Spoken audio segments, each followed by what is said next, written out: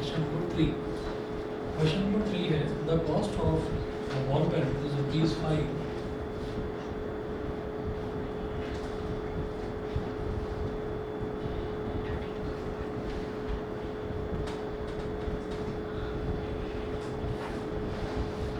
Ball pen is ₹5 less than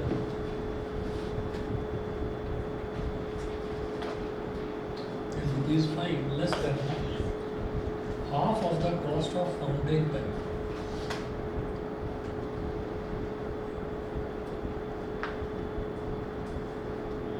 Half of the cost of fountain pen.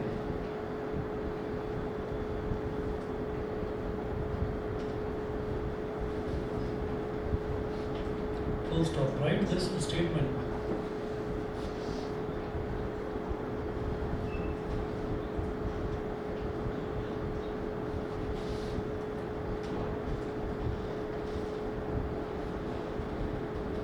Write this statement as a linear equation in two variables.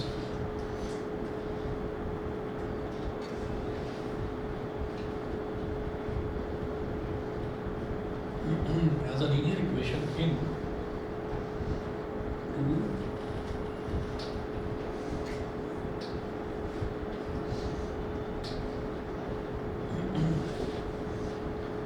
as a linear equation in two variables. ये करना है. अब देखिएगा the cost of a ball pen is ₹5 less than half of the cost of a fountain pen. हमको ये नहीं पता कि यहाँ पर बॉल पेन की कॉस्ट कितनी है और फाउंटेन पेन की कॉस्ट कितनी है, तो उसी को x और y मान लेंगे. ठीक है. अब ये बोलेंगे the cost of a ball pen let the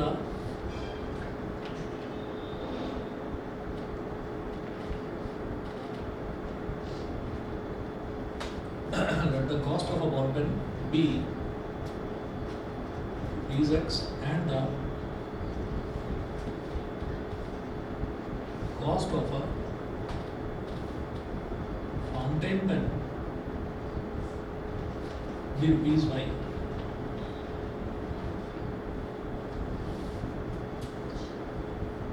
Let the cost of a ball pen be ₹x and the cost of a fountain pen be ₹y. ये है हमारे पास. अब क्या है the cost of a ball pen, यानी कि x is ₹5 less than half of the cost of a fountain pen. Half of the cost of a fountain pen मतलब fountain pen की कॉस्ट कितनी है भाई, तो उसका हाफ कितना हो जाएगा, हाफ y, उससे भी ₹5 कम. ठीक है. तो हाफ y में से 5 सब्ट्रैक्ट कर दीजिए. Half of the cost of a fountain pen में से 5 सब्ट्रैक्ट कर दिया तो ये किसके बराबर हो गया, बॉल पेन की कॉस्ट के बराबर. समझ गए. ठीक है. स्टेटमेंट क्लियर है. ठीक है. अब आप ये देखिएगा कि इसको क्या किया जा सकता है, x is equal to half into y का मतलब 1y में मल्टीप्लाई हो जाएगा, तो y अपॉन 2 और -5 ये x है और ये 2 इधर मल्टीप्लाई हो जाएगा, तो y माइनस 2 5 से कितना हो गया 10 और अपॉन 2 को इधर मल्टीप्लाई करिए तो 2x is equal to y minus 10 और फिर इसको इधर ले आइए तो 2x minus y plus 10 is equal to 0. तो ये हमारी वो लीनियर इक्वेशन होगी. ठीक है. अब आप जैसे हम लिखते हैं ना ax plus by plus c is equal to 0. अब अगर मन में आए कि नहीं मैं तो इसको प्लस माइनस 1y लिखूंगा तो लिख सकते हो, ऐसे भी ठीक है. Generally ax plus by plus c is equal to 0 में जब लिखते हैं जो प्लस बनाया जाता है वो इसलिए बनाया जाता है जब हमसे a b और c की वैल्यू भी पूछी जाती है तब किया जाता है. बताइए क्लियर है. फिर से देख लीजिए उन्होंने क्या बोला था, cost of a ball pen is ₹5 less than half of the cost of a fountain pen. तो cost of a ball pen, ना तो मुझे बॉल पेन की कॉस्ट पता है और ना ही मुझे फाउंटेन पेन की कॉस्ट पता है. तो हमको क्या करना है, हमको इसकी एक लीनियर इक्वेशन बनानी है. लीनियर इक्वेशन बनानी है तो हमने बॉल पेन की कॉस्ट को ₹x मान लिया और फाउंटेन पेन की कॉस्ट को ₹y मान लिया. तो cost of a ball pen is ₹5 less than half of the cost of a fountain pen. Fountain pen की कॉस्ट को y माना था तो हाफ y में से ₹5 सब्ट्रैक्ट कर दीजिए तो ये बॉल पेन की कॉस्ट होती है. ठीक है. अच्छा x एज इट इज है 1 into y is y upon 2 -5. जब एलसीएम लेंगे तो ये 2 इधर मल्टीप्लाई हो जाएगा तो y माइनस 10 अपॉन 2 इधर आ जाएगा तो 2x is equal to y minus 10. फिर इसको इधर ले आइए तो 2x minus y plus 10 is equal to 0. सिर्फ हमको एक लीनियर इक्वेशन ही बनानी थी टू वेरिएबल्स में, तो एक वेरिएबल एक्स हो गया, एक वेरिएबल वाई हो गया। समझ गए? क्लियर है? ठीक है। अच्छा जी, उसके बाद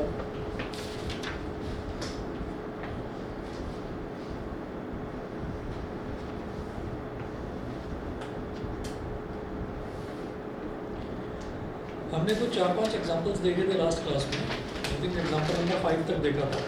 एग्जांपल 6 देखिएगा।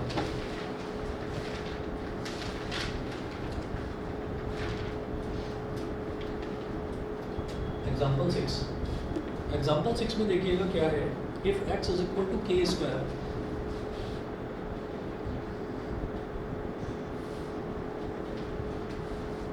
if x is equal to k square and y is equal to k,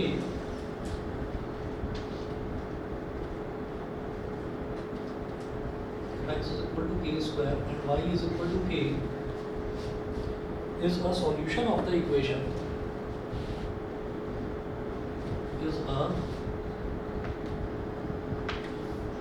solution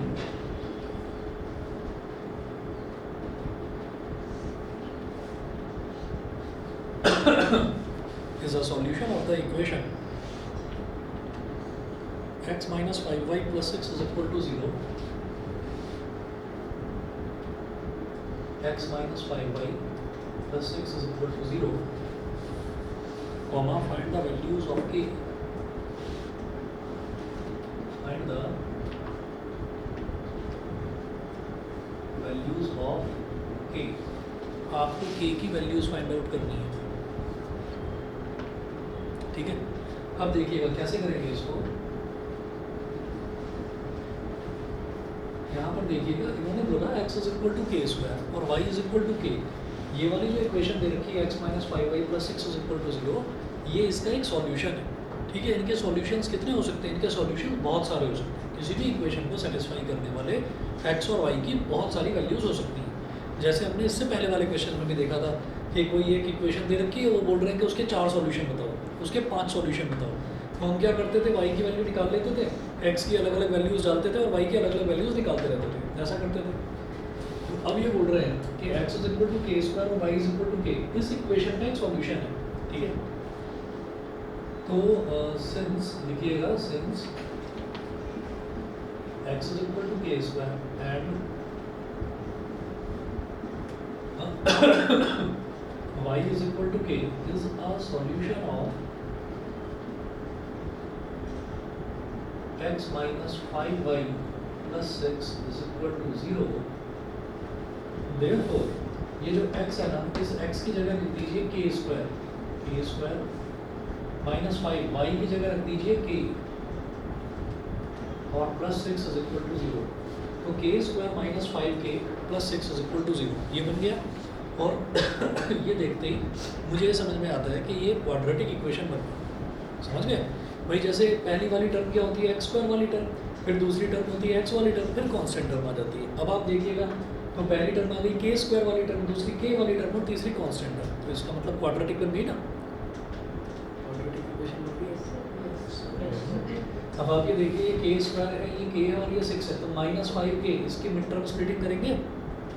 mid term splitting splitting आती है कि नहीं? करो सर, अरे करो, हाँ। अच्छा करो तो सही, एक बार देखते हैं। चलो भी देखो, करो जरा। मतलब ये जो बीच वाला नंबर है, इसको इस तरह से स्प्लिट करना है कि उसका एडिशन या सब्ट्रैक्शन हो तो -5 के बराबर आ जाए और मल्टीप्लिकेशन +6 के बराबर आ जाए। -2 का -6, अरे उसको करना, मल्टीप्लिकेशन +6 के बराबर आए, ठीक है। देखिए जरा, ऑनलाइन वाले दोनों बच्चे समझ रहे हैं?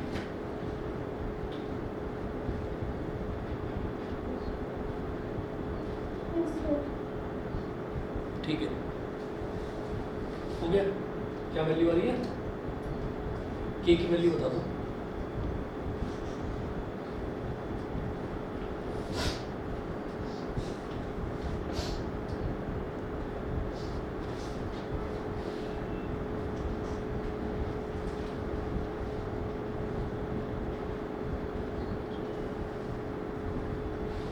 बोलो समझ गए कि नहीं? देखो भाई इधर तनिष्क, -2 के -3 के करा जाएगा। अगर -6 और +1 कर देते हैं तो -6 और +1 -5 तो बन जाएगा, लेकिन -6 मल्टीप्लाइड बाई +1 क्या आ जाएगा? -6 आ जाएगा। और मुझे क्या चाहिए? मुझे प्लस का 6 चाहिए। सही, चलिए अब देखो, देखिए पता नहीं मेरे को गलत कर रहा है, +3 नहीं आना चाहिए था। देखो तो -3 कॉमन लोगे ना, तभी तो यहाँ k -2 आएगा। तुमने प्लस ले लिया तो ये भी प्लस का ही बचेगा, ठीक है? तो -2 k की 2 वैल्यूज आ रही हैं भाई, 2 और 3, यही है। देखो पहला और दूसरा टर्म जो है इसमें से मैंने ले लिया k कॉमन ले लिया, तो यहाँ क्या बचेगा? k -2। इन दोनों टर्म्स में से वो नंबर कॉमन लेना है कि पहला टर्म जो है वो k बचे, तो -3 × k है ना, -3 ही ले लो कॉमन, तो ये k बचा। और फिर 3 कॉमन लिया अगर 6 में से, तो 3 2 × 6, तो 2 बचेगा इधर, लेकिन माइनस साइन का क्यों? क्योंकि मैं -3 कॉमन ले चुका हूँ, इज इक्वल टू 0। तो k -2 into k -3 is equal to 0। तो यहाँ से क्या हो गया? k -2 इज इक्वल टू 0 और k -3 इज इक्वल टू 0। तो यहाँ से k की वैल्यू हो गई 2 और k की वैल्यू हो गई 3। तो k की 2 वैल्यूज आ रही हैं, 2 और 3। बताइए, समझ गए? ठीक है, ये वाला आप ये देखिए कि हमें जब मिड टर्म स्प्लिटिंग करनी होती है तो हम बीच वाले टर्म को इस तरह से स्प्लिट करते हैं कि बीच वाला टर्म के 2 ऐसे पार्ट्स करते हैं कि उसका एडिशन या सब्ट्रैक्शन वो तो आ जाए इस बीच वाले टर्म के बराबर। तो मैंने क्या करा? -2k और -3k कर दिया। तो -2 और -3 क्या हो जाएगा? -5। और जब दोनों को मल्टीप्लाई करेंगे तो -2 मल्टीप्लाइड बाई -3, तो माइनस माइनस हो जाएगा प्लस, और 2 3 = 6, ये हो गया। फिर आप देखिए ये k² -2k है, तो इधर भी k है, इधर भी k है, k ले लिया कॉमन, तो यहाँ क्या बचेगा? k -2 -3k + 6 में कुछ ऐसा कॉमन लेना है कि k -2 ही आ जाए। तो आप ये सोचो कि अगर आपने मिड टर्म स्प्लिटिंग सही करी है ना, तो बस आप ऐसी चीज़ कॉमन ले लो कि पहला टर्म k आ जाए, दूसरा अपने आप सही आएगा। तो आपको दिखाई दे रहा है कि इधर मेरे को k चाहिए, तो मुझे -3 निकालना पड़ेगा कॉमन। तो -3 कॉमन ले लिया, तो ब्रैकेट में क्या बचा? k -2। सही है, ठीक है। यहाँ से हमारे पास जो इन्होंने बोला ना, find the values of k, k की 2 वैल्यूज आ गई, एक वैल्यू 2 आ गई और एक वैल्यू 3 आ गई। ठीक, चलिए जी अगला देखते हैं, एग्जाम्पल नंबर 7। एग्जाम्पल 7 है find the solutions.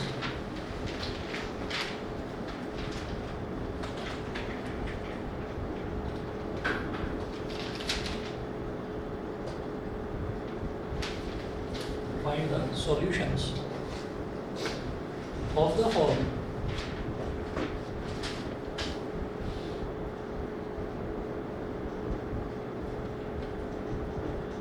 Find the solutions of the form x is equal to a, comma y is equal to 0.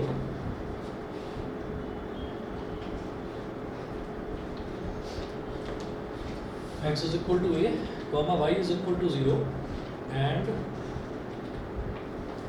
x is equal to 0, comma y is equal to b.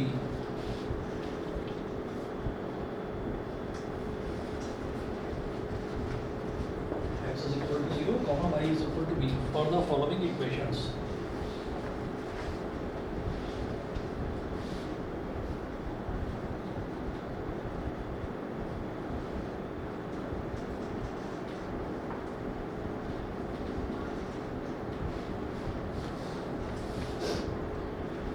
For the following equations, तो ये है 2x + 5y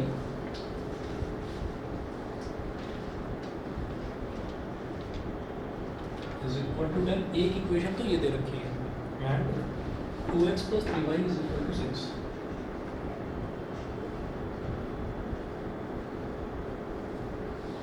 to x + 3y is equal to 6। फिर है is there any common solution.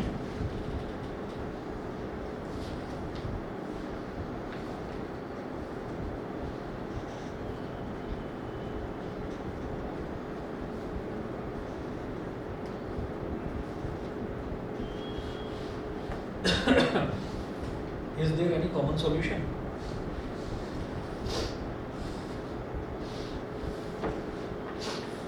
हम पहली equation की बात करते हैं।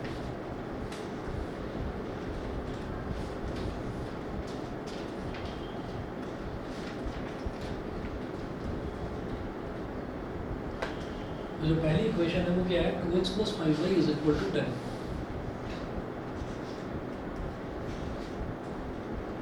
2x + 5y = 10, ये तो हो गई पहली इक्वेशन।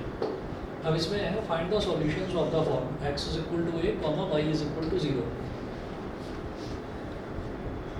तो x = यहाँ पर लिखेंगे if x = a and y = 0। अगर ये है तो x की जगह तो a डाल दीजिए 2a + 5 और y की जगह डाल दीजिए 0। 5 × 0 = 10। तो 5 × 0 = 0, तो इधर केवल 2a बचा। 2a = 10, 2 × 1 = 2, 2 × 5 = 10। a की वैल्यू क्या आ गई? 5।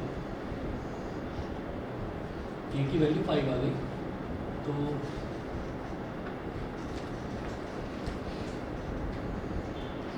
one solution is x की जगह a, y की जगह 0, x की जगह a यानी कि 5, y की जगह 0। उसके बाद वो कह रहे हैं ना कि दोनों जो इक्वेशन दे रखी हैं उसके दो सॉल्यूशंस निकालने हैं। एक निकालना है x = a, y = 0 वाली फॉर्म का।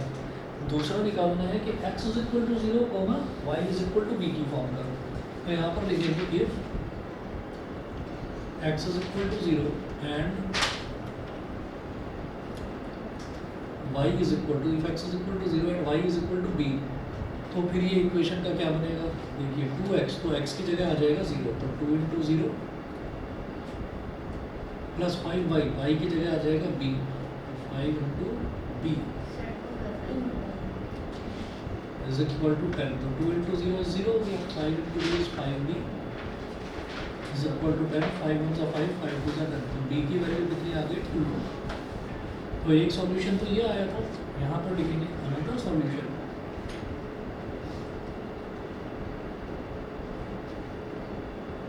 इज x की जगह 0, y की जगह b, तो 0, b यानी कि 0, 2। तो एक सॉल्यूशन पहली वाली इक्वेशन का, इस इक्वेशन का एक सॉल्यूशन हो गया 5, 0, एक सॉल्यूशन हो गया 0, 2। ठीक है, यहाँ तक करने के बाद में ये मैंने बात करी थी फर्स्ट इक्वेशन की। अब मैं सेकंड इक्वेशन की बात करूँ। 2x + 3y = 6।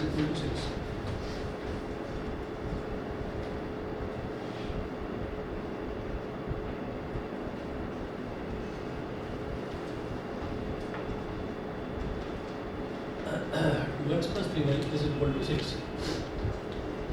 तो फिर वही करते हैं if x = a,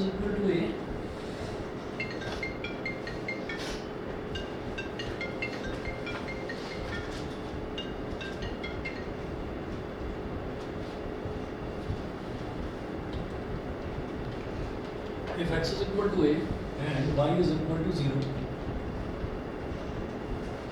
if x = a and y = 0, तो इक्वेशन क्या बन जाएगी? x की जगह b डालेंगे, तो 2 × a, y की जगह 0, तो 3 × 0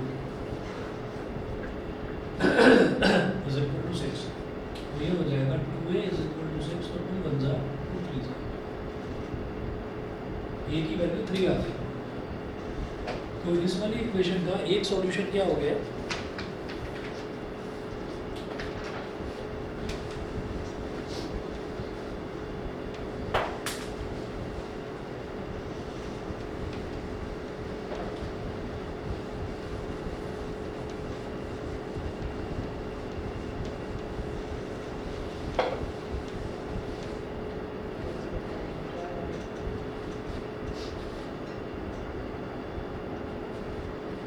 तो यहाँ पर भी मेंशन कीजिए वन सॉल्यूशन इज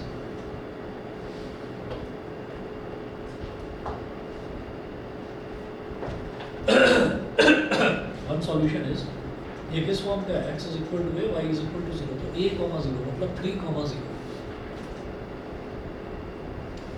फिर दूसरा लेते हैं ये वाला x is equal to 0 comma y is equal to b, ये वाला लेते हैं। तो इफ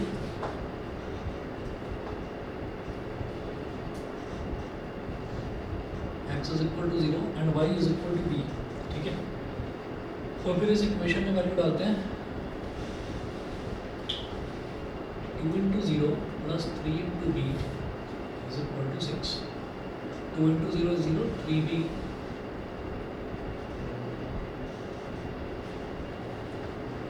b की वैल्यू 2 आ गई। Another solution 0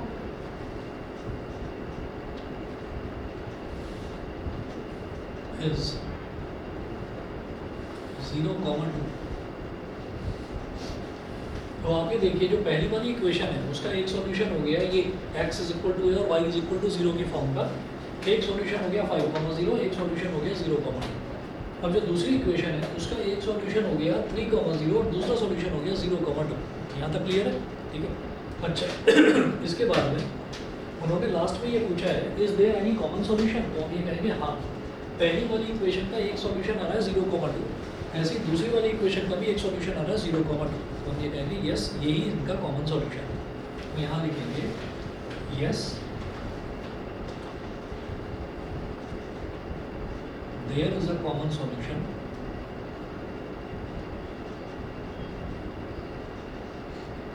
yes there is a common solution 0,2,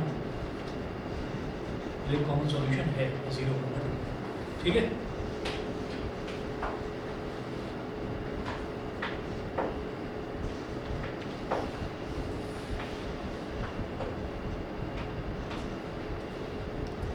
question number 5 exercise का मैं इसमें 7 क्वेश्चंस दे रखे हैं, तो मैं आपको 4 क्वेश्चन कर दूँगा।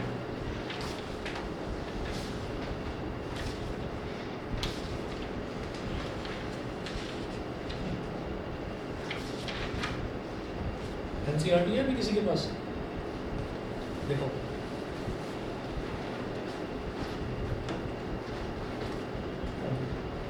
एक मिनट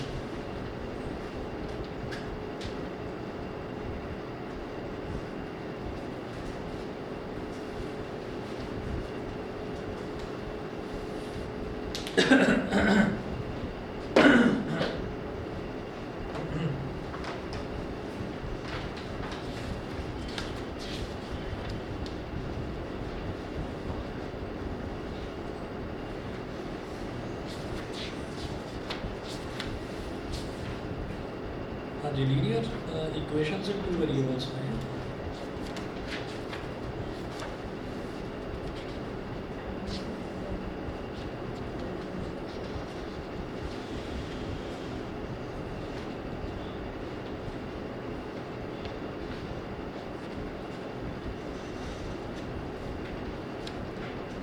हाँ जी, ये सॉल्यूशन तक ही है। इसमें जो है ना ग्राफिकल सॉल्यूशन वो है नहीं सिलेबस में, तो वो सिलेबस से हट चुका है। तो जो हम अभी आज एक्सरसाइज कर रहे हैं, अभी जो करेंगे यही अपना फाइनल है। ये चैप्टर आज ही आपका कंप्लीट हो जाएगा। कुछ और आपको मैं जो सेकंड एक्सरसाइज है, फर्स्ट एक्सरसाइज में 3 क्वेश्चंस थे, वो 3 क्वेश्चंस आपने सभी बच्चों ने कर ही लिए।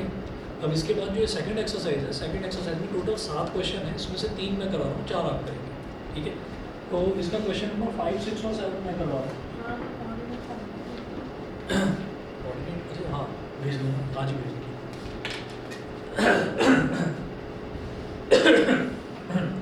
क्वेश्चन नोट कीजिए, find the value of lambda. ये आपको पता नहीं होगा, एक ग्रीक अल्फ़ाबेट होता है, इसको ऐसे बनाते हैं, ऐसे ऐसे, ठीक है। इसको बोलते हैं LAMBDA, लैम्बडा, लैम्बडा बोलते हैं इसको, ठीक है। तो क्वेश्चन नंबर 5 है, और इससे लैम्बडा से काफ़ी मुलाकात होती रहेगी आपकी, जैसे 9th क्लास में आते हैं ना, तो इससे आपकी मुलाकात होती रहेगी। एक ये होता है, इसको बोलते हैं अल्फा। एक जैसे कैपिटल बी हो, उसको ऐसे यहाँ से थोड़ा सा लंबा खींच दिया गया हो, इसको बोलते हैं बीटा, PETA। और एक ये होता है, इसको बोलते हैं गामा,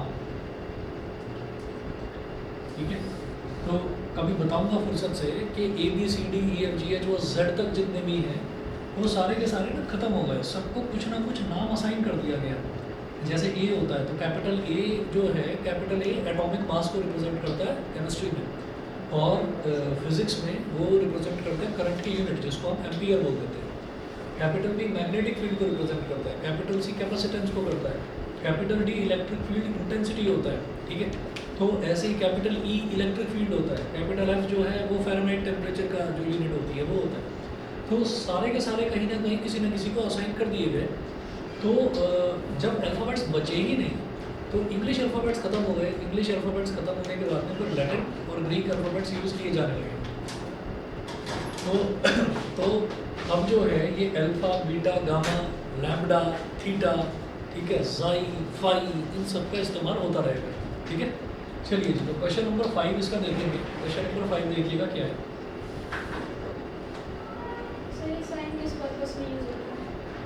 कोई भी वेरिएबल रिप्रेजेंट करने के कुछ भी।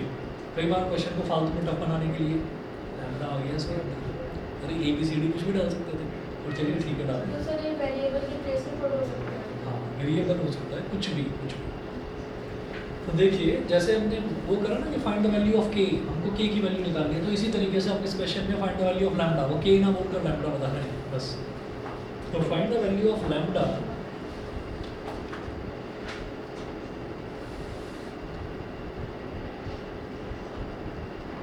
find the value of lambda if x is equal to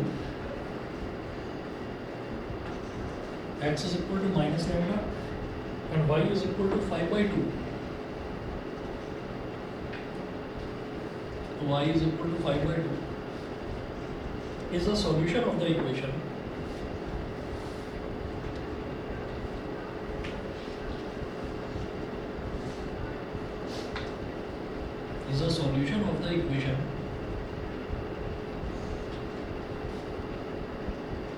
x plus 4y minus 7 is equal to 0.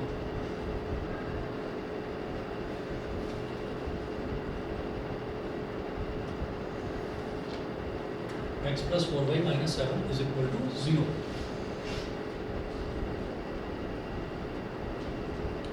So find the value of lambda if x is equal to minus lambda and y is equal to 5/2 is a solution of this equation. ठीक है, तो यहाँ लिखेंगे since x is equal to minus lambda and y is equal to 5/2 is a solution of x plus 4y minus 7 is equal to 0. तो x की जगह डाल दीजिए माइनस लैम्बडा प्लस 4, y की जगह डाल दीजिए 5/2 minus 7 is equal to 0. 2 1s are 2, 2 2s are 4.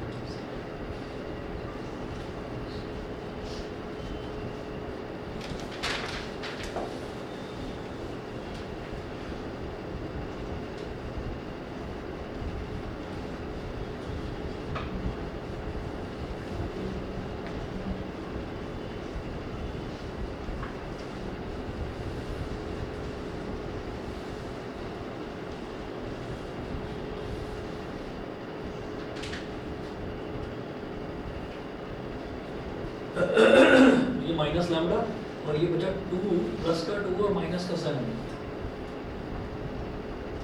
Minus lambda 2 minus 7 कितना हो गया -5 इज इक्वल टू 0। तो minus lambda is equal to plus का 5, इसका मतलब क्या होगा? आप पे 10 आएगा। अच्छा हाँ 10 आएगा, सही कह है ना। क्या है 2 × 5 तो 2 5 जा 10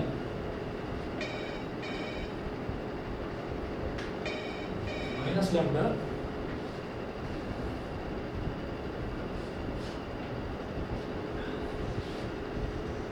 lambda plus 10 minus 7 is equal to 0. तो minus lambda plus 3 is equal to 0. minus lambda is equal to -3, minus से माइनस कट गया, lambda is equal to 3. तो lambda की वैल्यू क्या आ गई? 3 आ गई।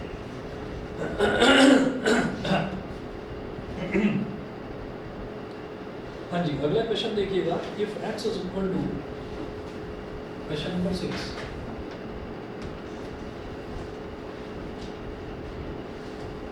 if x is equal to 2 alpha plus 1,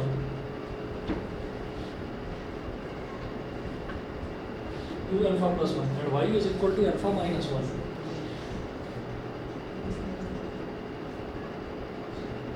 X is equal to 2 alpha plus 1 and y is equal to alpha minus 1 is the solution of the equation.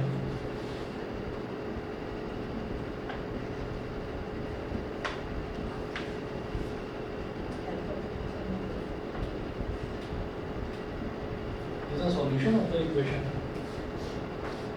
2x minus 3y plus 5 is equal to 0.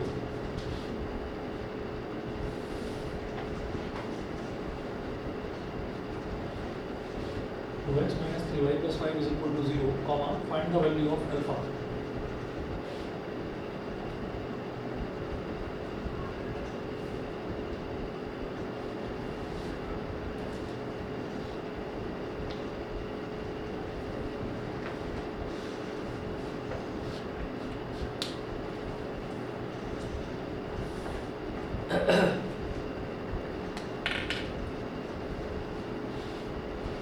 So since x is equal to 2 alpha plus 1 and y is equal to alpha minus 1 is a solution of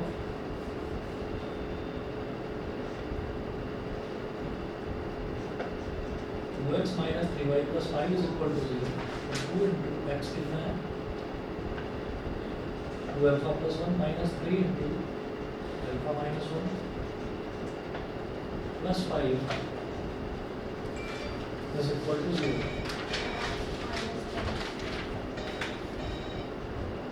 क्या चीज alpha की value -10.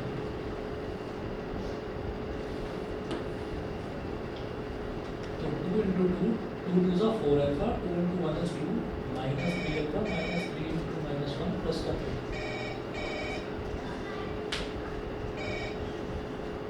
और फिर plus 5 is equal to 0. तो 4 alpha minus 3 alpha is alpha, 2 plus 3 5, 5 plus 5 is 10. Alpha plus 10 is equal to 0. तो alpha is equal to -10. ये तो alpha की वैल्यू होगी. फिर एक और देखिए, ऑनलाइन वाले दोनों बच्चे बता दें भाई क्लियर है यहाँ तक.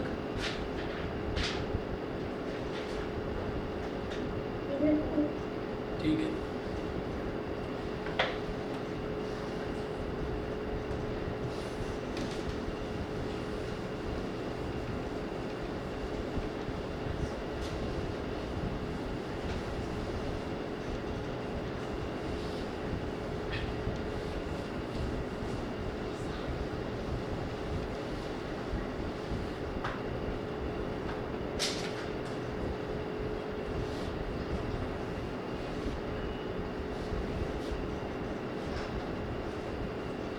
अगला क्वेश्चन देखिएगा. If x is equal to 1 and y is equal to 6,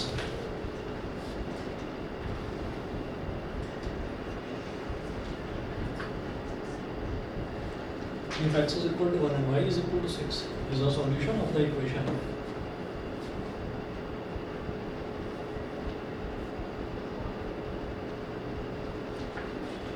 Is the solution of the equation. Is the solution of the equation 8x minus ay plus a square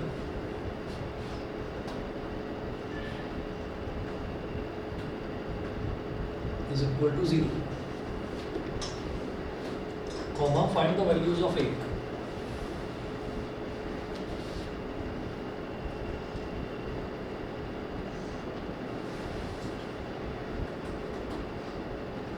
Find the values of a.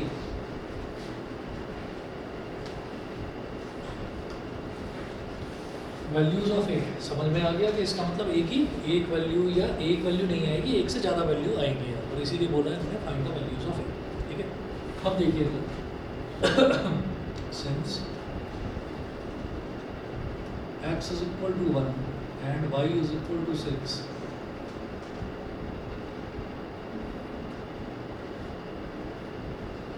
is the solution of 8x minus a Y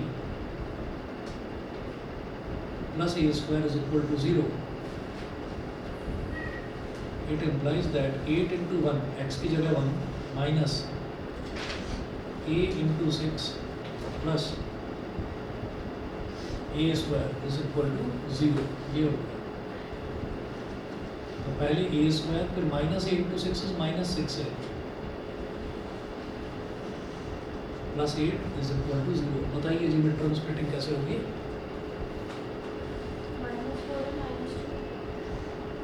-4 -2 समझ गए? ए की value या तो 2 है या फिर 4 है, ठीक है? समझ गए? -4 और -2 कैसे हुआ भाई? -4 -2 -6 हो जाएगा और -4 मल्टीप्लाइड बाय -2 क्या हो जाएगा? प्लस का 8 हो जाएगा, ठीक है? तो ये हमारे पास होगा a square -4a -2a plus 8 is equal to 0। तो ये जो पहला और दूसरा टर्म है इसमें से ए ले लेना कॉमन, ए ले लिया कॉमन, तो ये क्या बचेगा? ए -4। अब इसमें से -2 कॉमन ले लीजिए बस। ये पहला टर्म तो ए आई गया, दूसरा टर्म -4 आ जाएगा। अपनी तसल्ली के लिए करके भी देख लो, -2 इंटू -4 प्लस का 8 ही आएगा, ठीक है? तो अब इस वाले टर्म में ए -4 आता है, इस वाले टर्म में ए -4 कॉमन निकालो, तो इधर क्या बचेगा? ए और इधर क्या बचेगा? -2 इज इक्वल टू 0। तो इधर ए -4 इज इक्वल टू 0 और ए -2। अच्छा ये आप सब जानते हैं ना कि जब भी कभी हमारे पास इस तरह से दो फैक्टर्स आ जाते हैं जैसे क्वाड्रेटिक इक्वेशन का, तो इसको 0 के बराबर और इसको 0 के बराबर क्यों रखा जाता है? तो आंसर 0 आता है। तो इसका मतलब क्या है कि एक टर्म तो ये है ए -4 और एक टर्म है ए -2, तो हो सकता है ए -4 0 के बराबर हो, क्योंकि अगर ये ए -4 0 हो गया तो 0 इंटू ए -2 क्या हो जाएगा? 0 हो जाएगा। या फिर ये टर्म ए -2 0 के बराबर हो, 0 इंटू एनीथिंग ये 0 के बराबर हो जाएगा। तो इसका मतलब क्या है कि दोनों में से कोई भी एक टर्म 0 हो सकता है, दोनों भी 0 हो सकता है। 0 इंटू 0 भी 0 ही होता है, समझ गए? तो इसलिए बीच में और लगाया है कि either a -4 is equal to 0, या तो ये 0 होगा या फिर ये वाला 0 होगा, ठीक है? अब ए -4 अगर 0 के बराबर हो गया तो यहाँ से ए की वैल्यू क्या आ गई? 4 और यहाँ से ए की वैल्यू आ गई 2, ए की वैल्यू 4 और ए की वैल्यू 2। क्लियर है? ठीक है, चलिए जी। इसमें और शुरुआत के 4 क्वेश्चन हैं 13.2 के, वो भेजूँगा, वो आपको करने होंगे। दूसरा आप प्रिपेयर रहिएगा, आपका ना मैं इसका केमिस्ट्री का टेस्ट लूँगा, ठीक है? केमिस्ट्री का टेस्ट लूँगा, जो पहला वाला चैप्टर था मैटर इन आवर सराउंडिंग्स, ठीक है? उसका टेस्ट लूँगा और आप एनसीईआरटी के जो बीच वाले क्वेश्चन हैं, इन टेक्स्ट एक्सरसाइज वाले जो क्वेश्चन हैं वो, और जो लास्ट वाले क्वेश्चन हैं वो प्रिपेयर करके रखिए। सिर्फ एनसीईआरटी में से ही लेंगे टेस्ट, ठीक है? एनसीईआरटी का जैसे चैप्टर आपका फर्स्ट है मैटर इन आवर सराउंडिंग्स, तो उसमें जो बीच में क्वेश्चन दे रखे हैं वो, हाँ जो बीच में होते हैं, हाँ नहीं अभी सिर्फ एनसीईआरटी में से ही ले लूँगा, एक्स्ट्रा क्वेश्चन वाले टेस्ट बाद में लूँगा, तो फिलहाल ये, ठीक है? तो एनसीईआरटी आप प्रिपेयर करके रखिए, या तो ये वाला संडे या फिर मंडे, ठीक है? तो आप प्रिपेयर रहिए उस चीज़ के लिए, ठीक है? चलिए जी, फिर आज इतना ही करते हैं, बाकी ये वाला होमवर्क मैं आपको भेज देता हूँ।